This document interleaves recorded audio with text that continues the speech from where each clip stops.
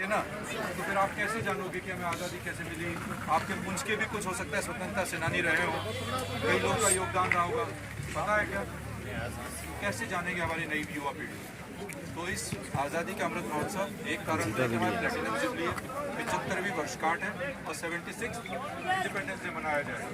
लेकिन इसके साथ ही हमारे जो गौरव है इस देश का, हमारा स्वाभिमान और जो बलिदान की हमारी कहानी है, वो जब हम अपनी नेक्स्ट जनरेशन को बताएंगे तो ही ये चीज़ें जीवित किससे बढ़ता है?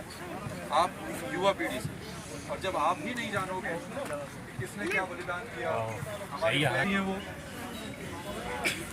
अब ये तो सब जानते हैं 24। आप लोग जब एग्जामिनेशंस भी देते हैं, एग्जाम नौकरी का या किसी जीके का, अब क्वेश्चन ऐसे नहीं आता, क्वेश्चन डिफरेंट आ जाता है कि कहाँ से लिया गया है वो। अशोक स्तंभ जो था सारनाथ का, वहाँ से लिया गया। तो इस बारे में पढ़ना चाहिए कि ये जो हमारा फ्लैग है, इसको किसने बनाया, ये बताओ। अच्छा, फ्लैग किसने बनाया? अब देखो तुम सब यंगस्टर्स हो, इसमें 12th क्लास में है कोई? 11 लाइन का आप कवर करो। 10 अब तुम इतने बड़े हो गए, बताओ किसने बनाया था? कब बनाया था? बना ऐसा ही था, लेकिन उसमें ये चक्र की बजाय एक चरखा था, ठीक है। फिर 22 जुलाई 1947 को एक सभा में, जो कि राजेंद्र प्रसाद जी के नेतृत्व में थी, 22 जुलाई को 1947 में चरखे की बजाय क्या आ गया? चक्र आ गया, और ये हमारा नेशनल फ्लैग के रूप में इसको स्वीकृति प्रदान की गई। अब ये पता था कैसे ट्रांसफर करोगे ये चीजें?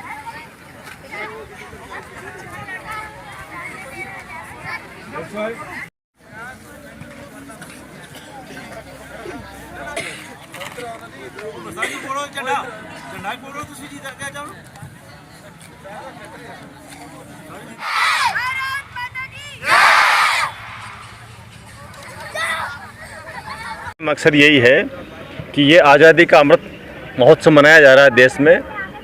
भारत सरकार की तरफ से इस साल मार्च के महीने से ही प्रोग्राम चल रहे हैं लगातार। तब से ही प्रधानमंत्री जी ने ये अभियान चलाया था कि देश में जगह जगह पर आज़ादी के अमृत महोत्सव के उत्सव में स्पेशली देश के ये जो तिरंगा का प्रोग्राम किया है कि हर घर में तिरंगा लहराना चाहिए सब जगह, ताकि इसके बारे में आम पब्लिक को इसके बारे में पता हो और सबको पता होना चाहिए कि हमारा देश का जो नेशनल फ्लैग है, जो राष्ट्रीय ध्वज है, उसके बारे में उनको जानकारी होनी चाहिए कि उसका क्या महत्व है।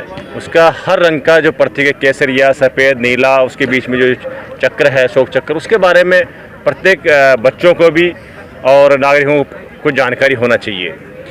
और इस बार जो फ्लैग कोड में एक अमेंडमेंट हो रहा है कि पहले ये था कि जो राष्ट्रीय ध्वज है उसको पहले रात में उतारने का था, लेकिन अभी उन्होंने इसमें इस बार जो आया कि उसको आप दिन में भी और रात में भी उसको लगा के रख सकते हैं। और फ्लैग कोड में कुछ नियम दिए हुए हैं कि उसको किस प्रकार उसका सम्मान रखना है। ये नहीं कि उसको कहीं भी फेंक दिया, और प्रॉपर महत्व होता है। जैसे कि आप देखोगे आज जो पिंगले वेंकैया जी है, उन्होंने 1931 में जो राष्ट्रीय ध्वज का था उसको उनका डिज़ाइन तैयार किया गया। देन उसके बाद में 22 जुलाई 1947 को इसका जो उसमें चरखे का चक्कर था उसको फिर उसमें बीच में अशोक का चक्कर लगाया गया। देन उसके बाद में जो हमारे जो उसमें रंग है, रंग का भी उसका प्रतीक है। केसरिया रंग हमारे वीरता और बलिदान का प्रतीक है। इसी प्रकार जो बीच में सफ़ेद रंग है वो शांति का द्योतक है। और इसी प्रकार जो बीच सबसे नीचे हरा है वो आपका पूरा जो संपन्नता और उसको दर्शाता है। इसी प्रकार से जो उसमें बीच में चक्र है, तिल्लियाँ, वो नीला चक्र है। नीला चक्र हमारे ब्रह्मांड और आसमान को और इनको सागर को दर्शाता है। फिर उसमें जो बीच में तिल्लियाँ 24 तिल्लियाँ दी गई है अशोक चक्र के बीच में, उसका भी महत्व है। उसका भी दिया है कि किस प्रकार से जो सम्राट अशोक के टाइम पे उसमें जो उसके जो न्याय के सिद्धांत थे उसमें सत्य, अहिंसा, प्रेम, भाईचारा, इस प्रकार के 24 गुणों को दर्शाता है। तो इसका बहुत बड़ा महत्व है नेशनल फ्लैग का। और हमारा इसका आज स्टेडियम में मनाने का मकसद भी यही था कि बच्चों को भी इसके बारे में जागरूकता हो, बच्चों को भी पता लगे कि हमारे इस राष्ट्रीय ध्वज का क्या महत्व है। और मेन मकसद ये है कि हर आदमी को हर घर घर में इस बार तिरंगा लगाना चाहिए, ताकि देश आज़ादी के अमृत महोत्सव में बढ़ चढ़ कर हिस्सा ले। जय हिंद।